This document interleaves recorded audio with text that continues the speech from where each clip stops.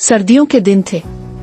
लोग सर्दी की शिद्दत की वजह से घरों में दबके बैठे थे, मगर एक पाक फौज का सिपाही मुस्तफा सरहद पर मोर्चे में तन्हा ड्यूटी अंजाम दे रहा था। इसकी उम्र ज्यादा न थी, मगर उसका हौसला पहाड़ों से भी बुलंद था। इसके वालिद का एक जुमला हमेशा उसके ज़हन में गूंजता रहता था, बेटा अगर वतन पुकारे तो पीछे मत हटना। वो सर्दी, अंधेरा और खौफ सब कुछ था, लेकिन मुस्तफा की हिम्मत उन सब से बढ़कर थी। एक दिन दुश्मन ने अचानक हमला कर दिया। मुस्तफा ने फौरन मोर्चा संभाला, फायरिंग शुरू की और दिलेरी से मुकाबला किया। फौज का एक और साथी उसके साथ था। अचानक दुश्मन की गोली इस साथी की तरफ बढ़ी।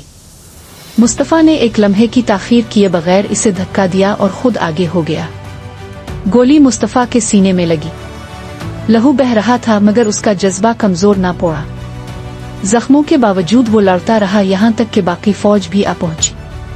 सब ने मिलकर दुश्मन पर जवाबी हमला किया और दुश्मन को वहीं खत्म कर दिया। मुस्तफा की बहादुरी ने इसके साथियों के हौसले बुलंद किए और वो जंग जीत ली गई। जब इसे स्ट्रेचर पर लुटाया गया तो इसने आंखें बंद करने से पहले सिर्फ एक बात कही, मुझे अपने बाबा के पास ले जाना और उनसे कहना कि उनका बेटा वदा निभा गया। वो लोग आज भी मुस्तफा को याद करते हैं, वो जवान जो ना कभी थका ना कभी रुका और अपने वतन के लिए सब कुछ कुर्बान कर गया।